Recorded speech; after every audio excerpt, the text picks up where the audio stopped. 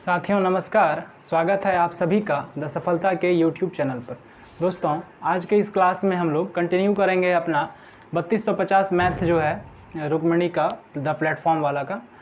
उसमें previous year का question railway में पूछा गया है, उसको हम लोग कंटिन्यू करेंगे आज। तो उसमें हमारा सेट 1 हो चुका था और सेट 2 में 2 क्लास हो चुका है और आज हमारा तीसरा क्लास होगा। क्वेश्चन नंबर उसमें 15 तक हो गया था। क्वेश्चन नंबर 16 से हम लोग आज कंटिन्यू करेंगे और देखेंगे कि सारे प्रश्नों को कैसे हम लोग जल्द से जल्द शॉर्टकट विधि से सॉल्व कर सकते हैं। तो मैंने क्वेश्चन अपने फ़ोन में रख लिया है यहाँ और आप लोग क्वेश्चन देखेंगे स्क्रीन पर। तो चलिए आज स्टार्ट करते हैं हमारा पहला क्वेश्चन नंबर 16 से, ठीक है। तो देखिए हमारा 16 नंबर क्वेश्चन आप लोग देखेंगे यहाँ पर बोर्ड पर और मेरा क्वेश्चन मेरे पास फ़ोन में है, ठीक है। तो क्वेश्चन नंबर कितना 16 नंबर क्वेश्चन से 15 तक क्वेश्चन पिछले क्लास में हो चुका है। अगर आप नहीं देखे हैं उसको तो देख लेंगे पिछले वाले वीडियोज़ में। और उसमें सेट 1 हो चुका है, यह सेट 2 है, ठीक है। तो क्वेश्चन नंबर 16 देखिए क्या कहता है कि 0.424 पर रेकरिंग को P/Q के रूप में व्यक्त कीजिए, जहां P और Q पूर्णांक है और Q is not equal to 0। मतलब Q का मान जो है वह 0 नहीं होना चाहिए, यानी निचला वाला जो डिनोमिनेटर होता है जिसको हर कहते हैं हम लोग, उसका मान 0 नहीं होना चाहिए और P/Q के रूप में लिखेंगे। तो क्वेश्चन क्या है 0.424 और यह रेकरिंग किसके ऊपर में है 24 के ऊपर में रेकरिंग है, ठीक है। तो सबसे पहले आप जानेंगे कि रेकरिंग को हटाना कैसे है, कैसे इसको हटाते हैं हम लोग। तो इसको हटाने का बड़ा ही सिंपल सा नियम है। क्या अगर कहीं भी 0 पॉइंट रहे और उसके बाद ये नंबर रहे तो ये दशमलव के बाद वाला जो भी संख्या है पूरा रेकरिंग सहित इसको एक कंप्लीट नंबर मान लेंगे। तो इसको हम लोग क्या लिख सकते हैं कंप्लीट नंबर मानने पे 424, ठीक है। और जिस पर रेकरिंग नहीं है उसको इसमें से माइनस कर लेंगे। तो माइनस क्या हो जाएगा, रेकरिंग 4 पर नहीं है तो -4 कर लेंगे। अब बट कैठो संख्या पर रेकरिंग है तो 2 और 4 दो गो संख्या पर रेकरिंग है तो 2 ठो 9 और जय गो संख्या पे रेकरिंग नहीं है उतना 0। तो एक ठो खाली 4 के ऊपर में ना रेकरिंग नहीं है तो 4 के बदले ऊपर में क्या लगा देंगे 0। तो हो गया हमारा क्या 424 - 4 बटे 990। अब इसको कर लीजिए सॉल्व। 424 में से 4 जाएगा तो कितना हो जाएगा 420 और बटे क्या 990। इसको काट लेते हैं, ये 0 कैंसिल। अब इसको काट लीजिए, ये 4 2 6 और 9 9 18, यह 3 से कट जाएगा पहला बार में। तो 3 से काट लेते हैं, 3 1 3 है, 3 4 12 14, 3 42 होता है। और 3 से काट लेंगे इसको कितना बार में 33 बार में। तो अब आपका आंसर क्या हो जाएगा 14 बटे 33। अब यह और नहीं कट सकता है तो यही आपका क्या हो जाएगा आंसर हो जाएगा। तो देखिए कौन से ऑप्शन में 14 बटे 33 है, तो यह आपका है ऑप्शन नंबर बी में। तो आपका राइट आंसर क्या हो गया ऑप्शन बी, ठीक है। अब आप चलेंगे क्वेश्चन नंबर 17 में। क्वेश्चन नंबर 17 देखिए आप क्वेश्चन पढ़ेंगे। क्वेश्चन नंबर 17 बोर्ड पर क्या कहता है कि 3x² - 13x + c = 0 के मूलों का गुणनफल बताना है। मूल का गुणनफल आपको बताना है। देखिए इससे पिछले वाले सेट में भी इस चैप्टर से 2 क्वेश्चन था और इस वाले चैप्टर में अभी तक ये सेकंड क्वेश्चन है। तो देखिए इसको कैसे सॉल्व करेंगे, पहले लिख लेते हैं क्या हम क्वेश्चन को 3x² - 13x + 6 = 0। 3x² - 13x + 6 = 0। इसमें क्या पूछा है आपसे कि मूलों का गुणनफल बताइए। मूल यानी कि अल्फ़ा और बीटा, अल्फ़ा और क्या बीटा, और इसका क्या निकालना है गुणनफल। तो अल्फ़ा बीटा का जो गुणनफल होता है ना उसका फॉर्मूला होता है C/A। क्या होता है C/A। तो इसमें देखिए C और A क्या होता है, B क्या होता है। ये जो पहला वाला जो स्क्वायर के रूप में है x², इसका जो कॉफिशिएंट है यानी गुणांक है इसको कहते हैं A। दूसरा का जो x का कॉफिशिएंट है गुणांक है इसको कहते हैं B। और ये जो लास्ट वाला है इसको कहते हैं C। तो यह A = 3, B = -13 और C = 6, ठीक है। तो इसको मिटा लेते हैं यहाँ से। A B C आप समझ गए। तो इसका जब गुणांक आपको निकालने बोला है कि मूलों का गुणनफल कितना है, मूलों का गुणनफल आपसे पूछा है, तो अल्फ़ा गुना बीटा का मान पूछा है, तो यह कितना होता है, c/a होता है। तो c के जगह पे क्या रखेंगे, c के जगह पे 6 रखेंगे और a के जगह पे क्या रखेंगे, 3 रखेंगे और 6/3 = 2 आपका क्या हो गया, राइट आंसर हो गया। आंसर आपका क्या हो गया, 2। तो कौन सा ऑप्शन में 2 है, ऑप्शन नंबर ए में 2 है और यही आपका राइट आंसर हो गया। अच्छा एक बात और, मूलों का आपसे यहाँ पे गुणनफल पूछा है, लेकिन कभी कभी मूलों का योगफल भी पूछ देगा। ऐसा ही क्वेश्चन रहेगा और आपसे क्या पूछेगा कि मूलों का योगफल बताइए। उसमें आपसे पूछेगा कि अल्फ़ा प्लस बीटा का मान बताइए, अल्फ़ा प्लस बीटा का मान। तो उसका फॉर्मूला आप याद कर लेंगे, अल्फ़ा प्लस बीटा का मान होता है -b/a।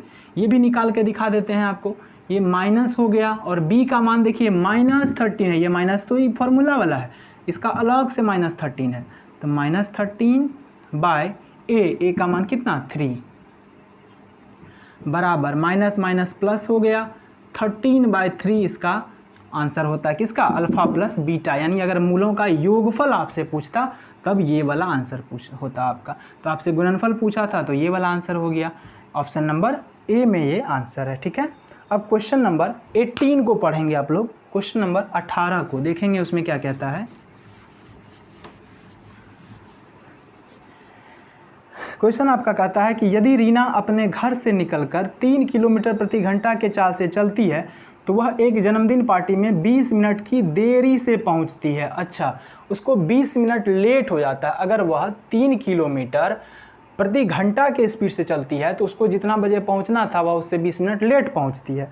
और दूसरा बात बोला है कि 4 किलोमीटर प्रति घंटा के रफ्तार से जब वह चलती है तो 30 मिनट पहले पहुंच जाती है। अच्छा, वह अगर अपना चाल बढ़ा लेती है, 4 किलोमीटर प्रति घंटा कर लेती है तो वह 30 मिनट पहले ही पहुंच जाती है। तो आपसे क्या पूछा है, तो उसके घर और जन्मदिन पार्टी वाले स्थान के बीच की दूरी कितनी है। देखिए ऐसे क्वेश्चन को क्या करते हैं कि पहले तो आप इस बात को समझिए कि ये 3 किलोमीटर प्रति घंटा के चाल से चला है तो कितना मिनट लेट पहुंचा है, 20 मिनट लेट पहुंचा है, 20 मिनट लेट से पहुंचा है। ठीक है, और यदि इसने अपना चाल को बढ़ा के 4 किलोमीटर प्रति घंटा कर लिया है तो यह 30 मिनट पहले पहुंच गया। पहले मतलब बिफोर या अर्ली।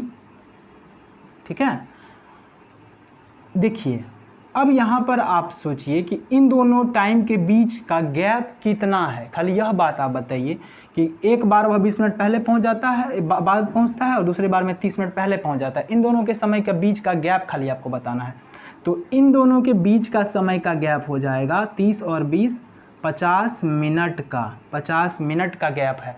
अब बताइए कैसे, एक एग्जांपल लेते हैं यहाँ पे। टाइम मान लीजिए कि उसको पहुँचना था पार्टी में रात के 8 बजे। ठीक, कै बजे पहुँचना था, 8 बजे उसको पहुँचना था।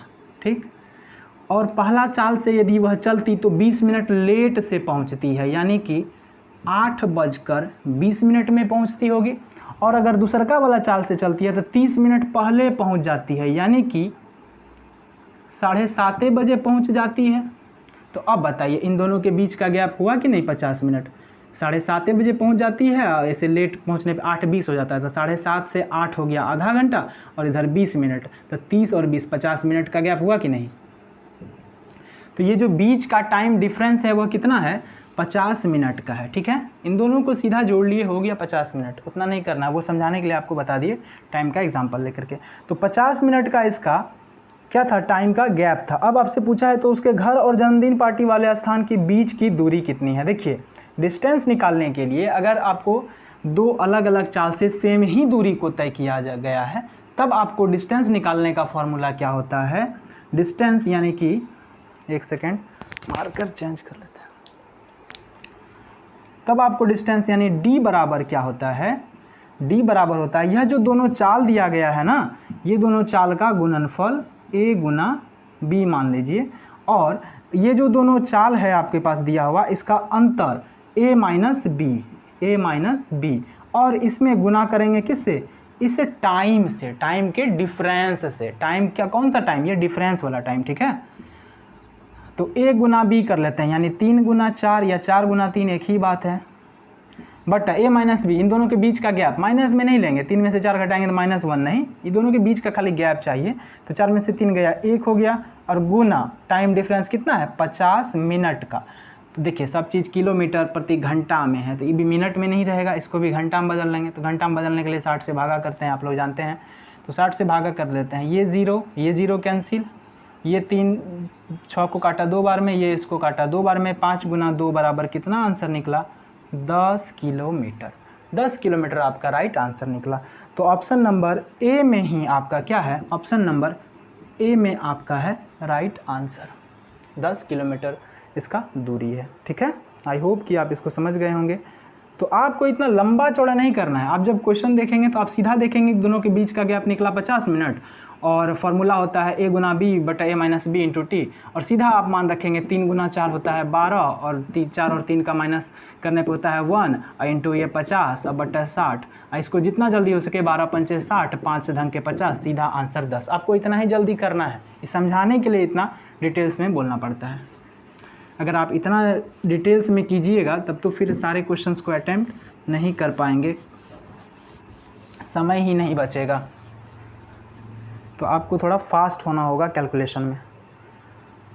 उसके बाद क्वेश्चन नंबर 19 है, 19 नंबर क्वेश्चन देखिए क्या कहता है। क्वेश्चन नंबर 19 कहता है 36 संख्याओं का माध्य 42 है। देखिए माध्य एक तरह का क्या है, औसत है, एवरेज है। ठीक है, 36 संख्या का औसत, 36 गो संख्या है और इसका एवरेज औसत या माध्य कितना है 42 है। ठीक, कहता है बाद में यह पता चला कि एक संख्या 47 को चूकवश 41 पढ़ा गया था, मतलब 47 को पढ़ लिया था कितना 41, तो 6 कम ना पढ़ लिया था, वह 6 का इफेक्ट पड़ेगा पूरा का पूरा एवरेज में, है कि नहीं, वही 6 का इफेक्ट पड़ेगा पूरा का पूरा एवरेज में। तो यहाँ पे ध्यान दीजिएगा ज़रा सा, कितना था 47, पढ़ कितना लिया 41, तो 6 क्या किया कम पढ़ा, 6 कम पढ़ा था ना, तो 6 जो है वह जुटेगा, 6 क्या होगा जुटेगा, किस में एवरेज में। तो कब ये 6 जो है वह सब में ना बटेगा, 36 गो है तो 36 में 6 को बांटना है, तभी तो एवरेज निकलता है। तो 6 में भागा दे दीजिए किससे, जो टोटल संख्या है 36 से भागा दे दीजिए, 6 1 6 6 6 के 36, 6 से भाग दीजिए 0.1 को काटे हैं 0.6 1 6, 4 पर 0 40 हो गया, 6 6 के 36, 6 36, ये चलते रहेगा, यानी 167 कर देते हैं, 0.167 कर देते हैं। ठीक, अब इसको जोड़ लीजिए आप, तो कितना हो गया 42.16, 42.16, या इसको अगर आप ख़त्म करना चाहते हैं ईंटों वाले 7 को 6 को, तो यहाँ से एक बड़ा है, चूँकि 5 या 5 से कुछ भी बड़ा रहता है तो इसको बढ़ा के लिख सकते हैं, तो 42.17 इस तरह से हो गया आपका। तो राइट आंसर आपका कौन सा नंबर ऑप्शन में है, डी नंबर में है 42.17, डी नंबर आपका क्या हो गया राइट आंसर हो गया क्वेश्चन नंबर 19 का। अब देखेंगे क्वेश्चन नंबर आप 20 यानी कि 20 नंबर क्वेश्चन, देखिए क्या कहता है। 20 नंबर क्वेश्चन आपका है कि निम्नांकित ग्राफ और तालिका 3 परीक्षाओं, परीक्षा 1, परीक्षा 2 और परीक्षा 3 में 3 व्यक्ति ABC द्वारा प्राप्त अंक कितना है, परीक्षाओं का प्राप्त अंक कितना है। ठीक है, एक ग्राफ दिया गया है, इसमें क्वेश्चन आप देखेंगे कि नीचे में पूछा गया है क्या, कि यदि परीक्षा 1 और परीक्षा 2 दोनों के लिए पूर्णांक 80-80 है और परीक्षा 3 के लिए पूर्णांक 100 है, तो सभी तीनों परीक्षाओं के प्रदर्शन को देखते हुए ए और सी के प्राप्तांक में कितने प्रतिशत का अंतर है, दोनों ने जो मार्क्स ऑब्टेंड किया है उसमें कितने % का डिफरेंस है, यह बताना है। ठीक है, तो देखिए तालिका को थोड़ा गौर से आप ग्राफ को देखेंगे क्वेश्चन में, और हम इधर इसको सॉल्व करने का प्रयास करते हैं। ए जो है वह देखिए 45 नंबर लाया है टेस्ट 1 में, टेस्ट 2 में लाया है 50 नंबर, और टेस्ट 3 में लाया है कितना नंबर 75 नंबर। सबको जोड़ लेते हैं, 45 और 50 को जोड़े हो गया 95, 95 और प्लस 75, 95 5 100 और 70, यानी कि ए का जो है फुल मार्क्स कितना है 170 लाया है। ठीक, और देखिए बी के बारे में, नहीं बी के नहीं सी से पूछा है, तो सी लाया है पहला परीक्षा में 40, दूसरा में 45 और तीसरा में 65, तो 40 और 45 हो गया 85 और 5 90 और 6 यानी 9 6 15 150, सी जो है इसी परीक्षा में लाया है कितना नंबर, 150 नंबर। तो दोनों का नंबर का गैप कितना है, तो नंबर का गैप दोनों का कितना है 20 नंबर का दोनों में अंतर है। नंबर का गैप आपसे नहीं पूछा है, आपसे किसका गैप पूछा है, उसके द्वारा प्राप्त किए गए प्राप्तांक का प्रतिशत में कितना अंतर है, परसेंट में। इसी को परसेंट में बदल लेंगे। 20 नंबर का अंतर है कितना पर, तो टोटल परीक्षा कितना नंबर का हुआ था, तो टोटल परीक्षा पहला और दूसरा जो टेस्ट 1 टेस्ट 2 है वह हुआ था 80 नंबर का, और तीसरा का परीक्षा हुआ था 100 नंबर का। तो 80 80 160 और 100 260 नंबर का परीक्षा हुआ था। इसी 260 से भागा और परसेंट में बदलने के लिए गुना 100, तब यह हो जाएगा क्या, परसेंट। अब इसको क्या करेंगे, काट देंगे। 0 0 कैंसिल, 2 से 26 को काटे 13 बार में, और 13 से 100 को काट देंगे। 13 7 91, बच गया कितना 10, 10 पर नहीं खाएगा 0, 13 7 91, अच्छा बच गया कितना 13 7 91, बचा 9, और नहीं खाएगा 9 पर 0 बैठाना पड़ेगा 90, दशमलव हो गया, 13 6 78, 13 7 91 फिर से, तो 7.6 लगभग। इसके आगे भी कटाएंगे तो 6 7 आते चलेगा, ठीक है। 7.6 सीधा आंसर कितना 7.6%। तो देखिए इसमें कौन सा ऑप्शन है, ऑप्शन नंबर ए में ही है 7.69, तो यही आपका क्या हो जाएगा, राइट आंसर हो जाएगा 7.69 ए नंबर, ठीक है। अब क्वेश्चन नंबर देखते हैं, इसके बाद कितना होगा 20 हो गया ये, तो 21 नंबर क्वेश्चन को देखेंगे। क्वेश्चन नंबर 21 को, बड़ा ही आसान सा क्वेश्चन है, सरल कीजिए। 3 पर पावर 2 पर पावर 3 प्लस 2 पर पावर 3 पर पावर 2। देखिए पावर के ऊपर में यदि पावर रहता है, पावर के ऊपर में यदि पावर रहे तो वह पावर आपस में गुना हो जाता है। तो यहाँ देखिए 3 पर पावर 2 और इस पर पावर है 3, प्लस 2 पर पावर है कितना 3 और इस पर पावर है 2, तो यह पावर आपस में क्या होगा, गुना होगा। तो यहाँ का यह जो 3 है इस 2 के साथ गुना होकर के क्या हो जाएगा 3 पर पावर 6, अब प्लस 2 पर भी 3 गुना 2 6 हो गया, तो 2 पर भी पावर कितना हो गया 6। 3 पर पावर 6 का मान, तो 3 तिया 9 तिया 27 तिया 81 तिया 243 या 729, तो इसका मान हो जाएगा आपके कितना 729। अब प्लस 2 पर पावर 6, 2 दूनी 4 दूनी 8 दूना 16 दूना 32 दूना 64, 2 पर पावर 6 का मान 64।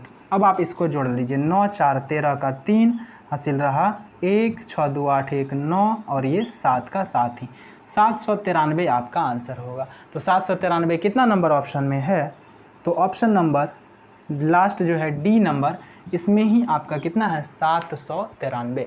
तो ये आपका हो गया क्या, राइट आंसर, ठीक है। ये था क्वेश्चन नंबर 21। अब इसके बाद देखेंगे क्वेश्चन नंबर 22 नंबर क्वेश्चन क्या कहता है कि एक तल पर 4 अलग अलग बिंदु इस प्रकार हैं कि कोई भी 3 संरेख नहीं है, उनसे होकर खींची जा सकने वाली भिन्न रिजु संख्याओं की संख्या ज्ञात करें। क्वेश्चन थोड़ा सा लैंग्वेज आपको लग रहा होगा अटपटा, लेकिन क्वेश्चन बड़ा आसान है कि 4 ठो पॉइंट है जहाँ तहाँ जो कि सिमिलर नहीं है, ठीक है।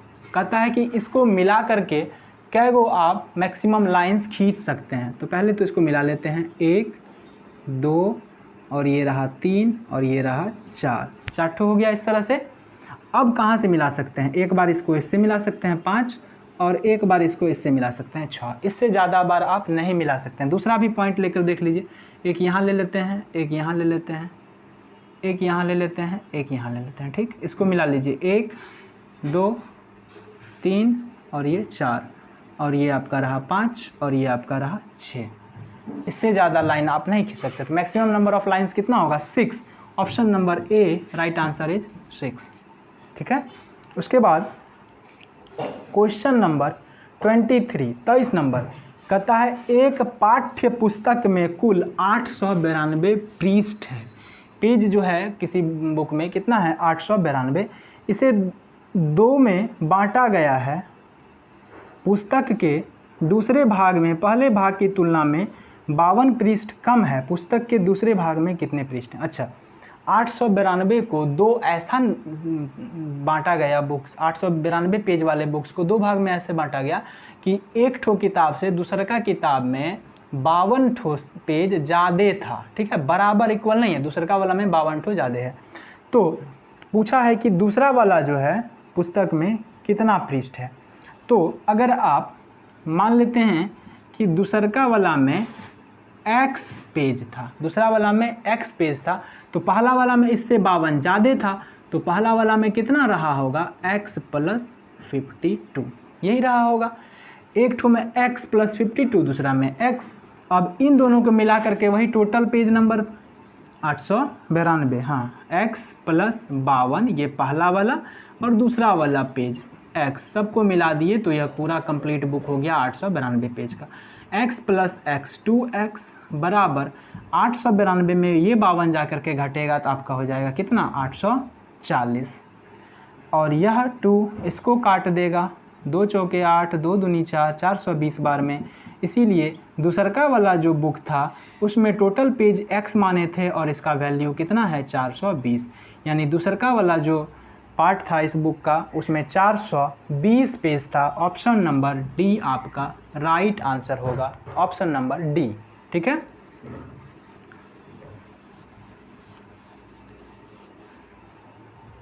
अब देखिए क्वेश्चन नंबर 24 कहता है पिछले वर्ष रंजन का मासिक वेतन इतना था और इस वर्ष उसका मासिक वेतन इतना है, मतलब उसका वेतन जो है वह महीना का वह थोड़ा सा बढ़ा है। तो पिछले वर्ष के मासिक वेतन की तुलना में इस वर्ष रंजन के मासिक वेतन में कितने प्रतिशत की वृद्धि हुई है। बहुत ही आसान सा सवाल है कि पहला जो था इसका पिछले साल इसका वेतन था 34,500 और इस साल इसी का वेतन है 38,640, तो वेतन बढ़ा है ना। कितना का अंतर हुआ तो 4,000 का और इधर 140 का, तो 4,140 रुपया का वेतन इसका बढ़ा है। तो कितना से बढ़ा है, पहले कितना था 34,500 था, तो 34,500 और परसेंट निकालना है 100 से गुना भाग करना होगा, तो 100 से गुना करके परसेंट लिख दिए। अब 0 0 काट लेते हैं, ये 2 0 इस 2 0 को काट दिया, ठीक है। यहाँ बचा आपका 345 और यहाँ बचा 4140। अब इसको काट लेते हैं, 5 से काटते हैं पहले, 5 6 के 30, 5 नामे 45, 5 8 40, बच गया 1 पर 4 14, 5 दूनी 10 और 4 पर 0, 5 8 40, ठीक है। 8 8 16, 2 18, फिर से ये 3 से कट जाएगा, 3 दूनी 6, 3 तिया 9 23, 3 दूनी 6, 2 बच गया 22, 3 7 21 और 3 6 के 18, इतना हो गया 276/23। 23 से ये पूरी कटेगा, 23 से एक बार में काटे 23, बच गया कितना 4 पर 6 46, हाँ कट जाएगा, 23 से 23 बच गया 4 पर 6 46 और 23 दूना होता है 46, यानी कि 12% का उसका वेतन में वृद्धि हुआ है 12% का। तो यह आपका राइट आंसर हो गया 12%, option number D, option number D आपका राइट आंसर हुआ, ठीक है। आई होप कि आप लोग समझ पा रहे होंगे। अब देखिए क्वेश्चन नंबर आपका कितना है, 25 नंबर क्वेश्चन। क्या कहता है कि 14 वर्ष पहले एक पिता की आयु उसके पुत्र की आयु की 3 गुनी थी। अच्छा, पिता और पुत्र का आयु दिया है, पिता और पुत्र का आयु दिया है। पिता मतलब फादर और पुत्र मतलब सन, दोनों का उम्र आपको दिया गया है 14 वर्ष पहले का। 14 वर्ष पहले दोनों का उम्र क्या दिया है कि उसकी पुत्र की आयु की 3 गुनी थी, मतलब पिता का उम्र 3 गुना था किससे, अपने पुत्र के उम्र से। तो 3:1, ये अगर 1 होगा तो यह 3 होगा, ये 2 होता तो ये 6 होता, 3 गुना था इसका। यह अगर 5 साल का होता तो ये 5 या 15 साल का होता। उसके बाद क्या कहता है कि वर्तमान में पिता की आयु उसके पुत्र की आयु की 2 गुनी है। वर्तमान में, ये अभी का बात कर रहा है, प्रेजेंट का। वर्तमान में क्या हुआ है कि पिता की आयु अपने पुत्र की आयु की 2 गुनी है, यानी कि पुत्र का यदि 1 है तो इसका 2 है। अनुपात में हर चीज़ को लिखे हैं। तो पूछा है आपसे पिता और पुत्र की वर्तमान आयु का योग ज्ञात कीजिए। दोनों का जो अभी का उम्र है उसका योगफल बताइए। तो देखिए सबसे पहले इसको बैलेंस कर लेंगे अनुपात को। इसके लिए क्या करते हैं कि यहाँ पर इन दोनों का माइनस कर लेते हैं, इन दोनों के अंतर से इसको गुना और इन दोनों के अंतर से इसको गुना। तो 3 और 1 का अंतर कितना हो गया 2, और 2 से इसको कर देते हैं गुना। तो 2 से इसको जब गुना करेंगे तो नया अनुपात क्या बनेगा 2 दूनी 4, 2 एका 2, यही बनेगा। और इन दोनों के अंतर से इसको गुना, तो इन दोनों का अंतर हो गया 1 और 1 से गुना करने पर उतना ही मान रहेगा। तो 3 अनुपात 1 ही रह गया। अब इसको हटा लेते हैं क्योंकि इसको बैलेंस कर लिए हैं, तो ये वाला अनुपात को क्या करेंगे हम हटा लेंगे। तो नया अनुपात हमारे पास क्या बना 4:2। अब देखिए 14 वर्ष पहले और अभी वर्तमान में, तो इन दोनों के बीच में 14 साल का अंतर हुआ, आज से 14 साल पहले और आज, तो बीच में 14 साल का गैप हुआ। तो यह अनुपात में गैप देखिए कितना का है, एक्चुअल में वह जो है 14 साल का गैप है। तो 3 से 4 1 बढ़ा, 1 से 2 1 बढ़ा, तो अनुपात में 1 का गैप है और यही गैप एक्चुअल में 14 वर्ष का है, 14 वर्ष का है, 14 ईयर का है। तो पूछा है दोनों के उम्र का योगफल कितना है, तो 4 और 2 6, इन दोनों को जोड़ेंगे तो अनुपात में कितना उम्र निकला 6, और इसी को गुना कर देंगे कितना से 14 से, 6 गुना 14 यानी 14 छाके 84, यानी कि दोनों का उम्र का योगफल कितना निकला 84 ईयर 84 साल। तो ऑप्शन नंबर बी में इसका राइट आंसर है। अच्छा आपसे किसी एक का उम्र भी पूछ सकता था, आपसे पूछ लेता कि इसका उम्र बताइए पिताजी का, तो इसी 14 से सिर्फ 4 को गुना कर लेते तो हो जाता 14 चौके 56 साल पिताजी का उम्र। बेटा का पूछ लेता तो 14 गुना 2 कर लेते 28 वर्ष बेटा का उम्र हो जाता, और 56 और 28 को आप जोड़िए 84 साल आपका आंसर आ जाएगा। ठीक है, आई होप कि आप इसको समझ लिए होंगे अच्छे से। अब चलते हैं क्वेश्चन नंबर 26 पर। टोटल ये जो सेट 2 में 28 क्वेश्चन पूछा गया था मैथ का, यानी जो सेकेंड एग्ज़ाम हुआ था ग्रुप डी का उसमें 28 क्वेश्चन पूछा गया था सेकेंड डे वाले एग्ज़ाम में। ये सब ओरिजिनल क्वेश्चन है जो ग्रुप डी में पूछा गया है, और ये ऑफिशियल जो आंसर शीट निकल के आया था उससे लिया गया सारा क्वेश्चन है। रुक्मिणी प्रकाशन का बुक 3250 प्लस जो आया है उसमें सारे क्वेश्चंस को एक जगह एकत्रित करके मैथ का दिया गया है, तो हम लोग उसी को सॉल्यूशन कर रहे हैं। उसके बाद देखिए क्वेश्चन नंबर कौन सा होगा अब 26 नंबर क्वेश्चन, 26 नंबर क्वेश्चन अब आपका होगा। क्वेश्चन पढ़िए क्या कहता है कि साधारण ब्याज पर निवेशित एक निश्चित धनराशि 2 वर्ष में 1250 और 5 वर्ष में 2000 रुपये हो जाती है। देखिए साधारण ब्याज पर निवेशित एक निश्चित धनराशि 2 वर्ष में 1250, 2 वर्ष में कितना हो जाती है 1250 रुपया। ठीक है, इसको हटा देते हैं, रुपया समझिएगा। और यही राशि 5 वर्ष में कितना हो जाती है, 5 वर्ष में हो जाता है 2000 रुपया। चूँकि साधारण ब्याज है तो सिर्फ ब्याज ही बढ़ता है इसमें, चूँकि चक्रवृद्धि ब्याज तो है नहीं, तो सिर्फ ब्याज बढ़ता है। तो 2 वर्ष में 1250 और 5 वर्ष में 2000, यानी बीच में कितना साल का गैप आया 3 साल का। इन दोनों के बीच में कितना साल का गैप आया 3 साल का। और रुपया में कितना का गैप आया 1250 से 2000, यानी 13 7 2000, यानी 750 रुपया का गैप आया। 750 रुपया का गैप कई साल में 3 साल 3 ईयर का ब्याज कितना निकल कर आया 750 रुपया।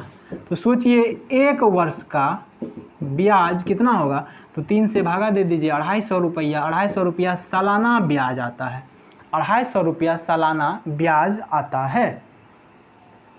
अब आपको यहाँ से मूलधन देखिए कैसे निकाल सकते हैं हम लोगों को क्या पता चल गया कि 1 साल का ब्याज है 250 रुपया, तो 2 साल का ब्याज कितना रहा होगा 500 रुपया, और 2 साल में 1250 रुपया हो गया था वह राशि, यानी मूलधन सहित 1250 हो गया था, और उसमें 500 रुपया 2 वर्ष का क्या था ब्याजे था।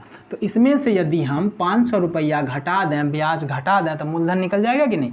तो क्या निकलेगा 500 घटा दीजिए तो 750 निकलेगा। तो 750 रुपया क्या था मूलधन था। मूलधन कितना था 700 रुपया मूलधन था।